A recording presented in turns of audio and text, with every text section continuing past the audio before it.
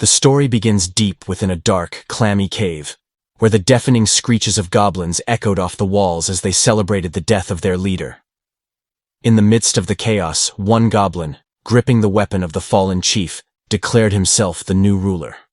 His eyes gleamed with a dangerous mix of triumph and madness as he brandished the stolen weapon, savoring the intoxicating rush of power that came with it. However, not all were in agreement. Another goblin, standing nearby, believed he should be the chief, since he had done the majority of the work. Fueled by jealousy and seething rage, he lunged at his companion, sinking his teeth deeply into his partner's nose, determined to assert his claim to leadership. The cave resonated with the sounds of their struggle, the screeches intensifying. Other goblins gathered around, observing the fight with delight and placing bets on the eventual victor. To them, this was an exhilarating pastime. Their simple minds derived great entertainment from the chaos of battle. Yet, amidst the excitement, there was something more that thrilled them than the fight.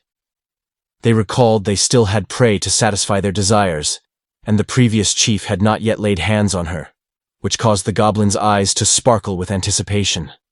They began to murmur among themselves, scheming to search for and claim her for their own. However, some hesitated. The goblin guarding the prey had returned, and he was unlike the others. While the rest wore simple cloths to cover their lower bodies, this one was draped in tattered garments that concealed most of his form. His appearance was intimidating, not only due to his attire, but also because he stood out, covering himself like a human. Despite his fearsome presence, he was alone. With no chief to guide them, the goblins were merely acting on their primal instincts and their hunger for flesh.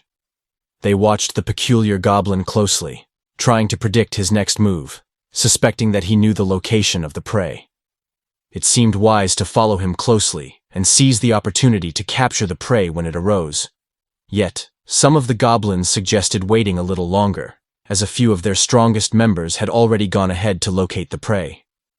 Their plan was to let the oddball discover her first, engage in a fight, and then exploit the ensuing chaos to eliminate him and the tougher goblins, ultimately claiming the prey for themselves. However, they failed to realize that the oddball was eavesdropping on their conversation. His ears perked up, and instead of lingering and moving slowly, the unusual goblin decided to dash toward the location where the girl was held. His sudden sprint enabled him to shake off the goblins trailing him, but he faced another challenge upon arriving at the scene. As he had feared, the goblins were already in an uproar, prepared to violate her. Noticing his presence, the girl cried out for help, her eyes wide with terror. But the largest goblin in the group stepped forward to confront the peculiar goblin, unwilling to let anyone interfere with his enjoyment, especially now that the chief was dead. As the strongest member of the group, he felt entitled to claim the prey first. However, the odd goblin was unfazed by this entitlement. He was resolute in his determination to protect the girl he had been guarding.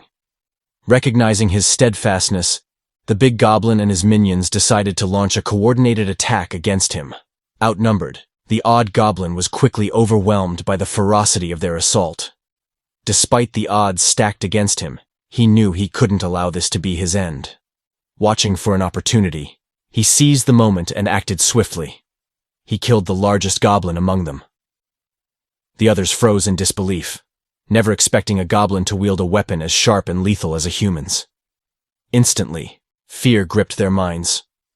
The sight of their leader falling so abruptly and violently made them realize they were outmatched. In a panic, the remaining goblins fled the scene, but not without hurling threats, vowing to return with reinforcements to take him down. With the other goblins gone, the odd goblin finally had a moment to catch his breath. He tried to compose himself, aware that more battles awaited him. This was merely the beginning of the hellish day that lay ahead. As he took a moment to recover, the pink-haired woman named Kelya expressed her gratitude once again. This wasn't the first time he had saved her, nor would it be the last. She had come to understand that he was different from the other goblins, as he had never harmed her in any way. In return, she did her best to assist him however she could. While it was true that a goblin would typically never protect a human, there was a deeper reason for his actions. The odd goblin was unique because he had once been human himself. Recently, Lin Tian met a grisly end. However, rather than encountering a deity after being struck by a large truck, he found himself unexpectedly transported to an alternate realm, accompanied by a peculiar system. This system, though present, was not yet fully operational. Its sole function seemed to be displaying certain statistics, rendering it essentially ineffective. Despite these circumstances, Lin Tian had not wasted his time since arriving. Through conversations with Kelia, he had gleaned valuable insights about this new world. This realm, a creation of gods, was inhabited by a multitude of formidable creatures. Humanity had managed to establish its presence on the continent through raw power alone. Unfortunately for Lin Tian, he had been reincarnated as a goblin, widely regarded as the most pitiful and despicable monster in this world. Consequently, his attributes were remarkably low, even by goblin standards. With a mere 30 points in overall combat ability, he was extremely vulnerable to fatal attacks. The sole silver lining in this dire situation was that he had retained his original name, Lin Tian, which offered a small measure of comfort in his drastically altered existence. But there was a way to get stronger in this place, and that was through mating with these girls. In this harsh reality, goblins had the ability to get stronger through constant mating and reproduction. However, they had no females of their own, so to reproduce, they could only mate with other female creatures. This was why goblins constantly plundered and abducted women. But Lin Tian had been human, and doing such things was completely against his beliefs, so that method of getting stronger was off the table. With his beliefs, he found himself in a state of worry as he tried to think of other ways to increase his strength. He knew all too well that the other goblins would definitely return to attack them, but it seemed like he was at a dead end. Perceiving Lin Tian's anxiety, Kelia attempted to uplift his spirits. She reassured him, explaining that their time together had given her insight into his character. She recognized his distinctiveness from other goblins and his reluctance to dwell among them. With an encouraging smile, she pledged to inform the Holy Knight Order of his heroic actions upon their arrival. She expressed confidence in the Order's fairness and justice, assuring him they would likely permit his residence in the village. Her optimism and tales of the Holy Knight Order instilled hope in Lin Tian. He found himself believing her words, which ignited a sense of optimism within him. He reasoned that even if his system remained inactive for now, surviving until human rescuers arrived and secured their protection would allow him time to fully activate his system. However, Lin Tian's aspirations for a smooth resolution were abruptly shattered. The piercing cry of an approaching goblin disrupted their brief moment of tranquility. Without hesitation, he instructed Kelia to conceal herself, a command she promptly obeyed, vanishing into the shadows. As anticipated, a solitary goblin emerged. Despite its isolation, this goblin harbored the same desperate agenda. It charged towards them with frenzied energy, revealing that a human had appeared and slaughtered its companions. Believing that strength was the sole means of survival, the goblin frantically sought Kelia to increase its power. However, its reckless approach made it an easy target for Lin Tian, who swiftly eliminated the goblin on the spot. With the immediate threat neutralized, he quickly relayed the information to Kelia that the humans were here to rescue them. Immediately, Kelia's face lit up with delight. He assumed that it must be the Holy Order, so without wasting a moment, she moved to find them, her heart filled with hope and excitement. Lin Tian watched as she darted off, a mix of relief and apprehension filling him. The arrival of the Holy Order could mean salvation for Kelia, and possibly a chance for him to prove his worth. But their progress was abruptly halted as they felt a massive aura being released. The intensity of the power made the cave rumble. It turned out that it emanated from a human who was effortlessly dealing with the goblins with just one strike. But he didn't have to go that hard in dealing with goblins. This individual just seemed to be letting off steam, his fury evident as he dispatched the filthy creatures that had dared to tear his Holy Order uniform. Lin Tian stood in stunned disbelief as he observed the level 25 warrior named Loader, whose overwhelming presence was impossible to ignore. What shocked Lin Tian even more was when he used his appraisal skill on Loader and found that his combat power was an astonishing 400. This was the highest stat Lin Tian had encountered since arriving in this world, making him question whether Loader was even human. As Lin Tian remained frozen, Awestruck by how easily humans dealt with the goblins, Kelia eagerly approached Commander Loader, excited to see another human. However, Lin Tian quickly noticed that Loader was about to strike Kelia with his sword. Acting on instinct, he managed to push her out of harm's way just in time. Though rough, he successfully saved Kelia from a fatal blow. The sudden attack left Lin Tian completely baffled. Weren't the Holy Knights supposed to protect people? He wondered why they were attacking Kelia. It then struck him that perhaps the darkness of the cave had led Loader to mistake her for a goblin. This seemed to be the case, as Loader angrily called them goblins and expressed his outrage that one had managed to dodge his attack. Kelia quickly tried to explain the misunderstanding, telling him who she was, but Loader harshly told her to be quiet, saying he already knew it was her. He believed she had been defiled by goblins, and might even be carrying a goblin spawn, so it was absurd for someone as tainted as her to expect any mercy from him. He suggested that she should go repent her sins to the Great Holy Mother immediately. Kelia desperately pleaded with Loader, insisting that while she had been captured, the goblins hadn't defiled her.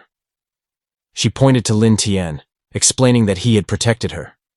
But Loader was too close-minded to believe her. The idea that a goblin could save her and not be hostile toward humans was beyond his understanding. Feeling insulted, Loader thought Kelia was mocking him, and he raised his sword again, advising her to make her lies more believable. Lin Tian was shocked by how quickly the situation had escalated.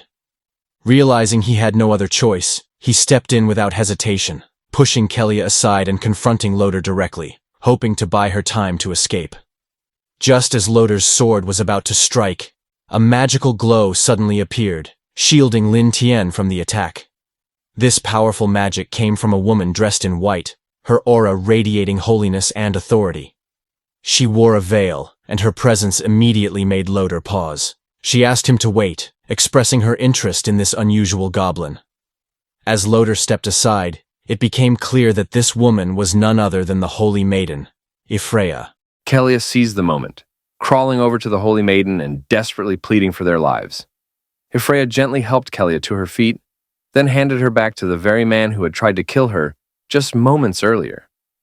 After that, Ifreya turned her attention to Lin Tian and asked if he could understand her language. The weight of the situation hit Lin Tian hard. He realized that Ifreya, as the Holy Maiden and temple spokesperson, might be his only chance of survival. Snapping out of his shock, he quickly replied that he could understand her. He then took a deep breath and explained that he wasn't a monster from this world. He had once been human, but an accident had transformed him into his current form. He offered to explain everything if she would take him with her. Ifreya's eyes narrowed slightly at this unexpected revelation. Goblins were usually considered dumb, lowly creatures, incapable of fluent speech or coherent thought. Yet this goblin could talk, even though his story seemed confusing to them. He appeared smarter than the average goblin, which led them to wonder if he might be a gift from the Holy Mother. To be sure, the Holy Maiden turned to Kelia and asked if this goblin had really not harmed her. Kelia eagerly confirmed, adding that not only did he not hurt her, but he also protected her from other goblins and even provided her with food. This provided sufficient confirmation for Ifreya, who, recognizing the goblin's uniqueness, opted to take it back first for thorough examination before making any choices. Kelia was pleased, having fulfilled her promise to the goblin. Ifreya then turned to Lin Tian, inquiring if he'd join them. Aware that staying meant certain death, he immediately agreed. With a casual gesture, Ifreya swiftly dismantled the barrier confining Lin Tian. She then commanded everyone to prepare for departure. At last, things appeared to be improving for Lin Tian, now in the company of someone who seemed rational. He felt a sense of reassurance about his future, which he appreciated. Promptly, he approached Ifreya to convey his gratitude, vowing to properly repay her. However, upon closer inspection of her countenance, he noticed a sinister grin that caught him off guard. The next sound he heard was one he knew all too well: the nauseating noise of metal piercing flesh. Instantly, he realized what had transpired but remained in disbelief. As he turned, his worst fears were confirmed. Kelia had been slain without hesitation. Her once vibrant form now lying lifeless and cold on the ground. Lin Tian was paralyzed with shock, unable to move. The trauma was overwhelming. Just when he thought circumstances were improving, it proved to be a cruel deception. He stood motionless, attempting to convince himself this was a nightmare, a vicious trick of his mind. But the voice of the woman he had believed to be their holy savior shattered any lingering hope. Her malevolent laughter reverberated through the cave as she mocked the goblin, informing him that upon their return, he'd better compensate her well. Holy Mother Ephraia exposed her true nature as a sadistic entity who delighted in his powerless reaction. Lin Tian was indeed powerless, deeply shaken as his fragile reality disintegrated before him. 7 days had elapsed. In the village center, a bell tolled loudly, summoning all to gather. The villagers understood that temple authorities had crucial information to share. As they assembled, tension permeated the air, and anticipation gripped the crowd. A temple official stepped forward, addressing the villagers with alarming news. This goblin raid had inflicted severe damage on Brighttown. The goblins had employed treacherous sneak attacks, slaughtering 30 village residents, which intensified the villagers' emotions. Their sorrow and fury were palpable. This reaction was understandable, given the substantial loss of life to these vile creatures. What seemed unnatural, however, was the temple's exploitation of these emotions to further their own agenda. The official continued, lauding the temple's actions, declaring that the Holy Order, representing the temple, had eradicated these goblins and avenged the harmed villagers. Subsequently, Holy Maiden Ephraia stepped forward, her presence commanding attention. She spoke with a serene yet authoritative voice, urging everyone to maintain devout prayers to the temple, assuring that the temple would eternally protect its faithful followers. Her words instantly swayed the entire village. Even previous skeptics now found themselves praising the holy temple.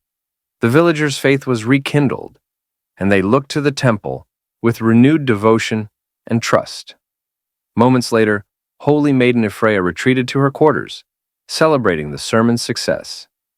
Unsurprisingly, as these villagers remained as gullible as ever, they would now pray more fervently to the temple and offer increased tributes.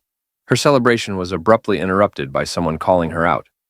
Turning towards the voice, she saw the same goblin from before. Lin Tian had just regained consciousness, appearing as if he'd endured hell. Gruesome scars covered his body, and one eye had been gouged out. Despite his injuries, fierce rage blazed in his remaining eye as he repeatedly called Ephraia a bitch. Ephraia disregarded Lin Tian's insults, her lips curling into a perverse smile as she admired his resilience. His remarkable vitality explained why the temple struggled to eradicate goblins from the continent. Now that Lin Tian had regained consciousness, Ephraia eagerly anticipated observing how poison would affect his goblin physiology. This realization made Lin Tian clench his teeth in anger. The cycle repeated. This wasn't research, merely a twisted means to satiate her sadistic urges. Overwhelmed by fury, Lin Tian unleashed another tirade against Ephraia. He accused her of deceiving him, deceiving everyone, and murdering Kelia. He challenged whether this truly represented the Holy Order she took such pride in. If this embodied her concept of human justice. Because if so, he argued, they were no better than the goblins they claimed to despise. His defiance, however, was met with swift and brutal retaliation. Ephraia silenced him by violently shoving a stick into his mouth. With him muted, she sneered, questioning how a weak, worthless creature like him, a lustful goblin, dared to challenge human justice.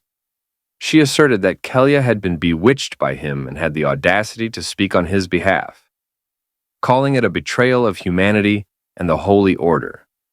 Thus, her death was framed as her ultimate act of loyalty. Ephraia proclaimed that goblins were mere vermin infesting the continent, and for the Holy Maiden to address him was an immense privilege. She declared he should be grateful and use his insignificant, repulsive body to contribute to human and holy order experiments. Freya disregarded Lin Tian's words, a perverse smile playing on her lips as she admired his resilience. Relentlessly. Lin Tian endured helplessly, the agony unceasing and merciless. Even when he lost consciousness, he was promptly jolted awake by the next wave of pain. Amidst the torment, Lin Tian questioned if he was truly destined to die here. So unwilling and powerless. Yet he could blame no one but himself. It was entirely his fault. He had been excessively naive. Reincarnated from a human into a low-level goblin, he had foolishly clung to human compassion, believing them to be righteous and kind. His weakness and naivety proved to be his most fatal mistakes. After being brought back to the human village, Loder and Freya had subjected him to every conceivable form of torture and manipulation, never giving credence to his words. They derived sadistic pleasure from his suffering. He didn't endure long, eventually succumbing to the cruel games of a sadistic woman. The sole wish that anchored him to his grave was that if given another chance, he would never trust humans again. If granted another opportunity, he would crush their bones and drain their blood. But this hinged on the possibility of living once more.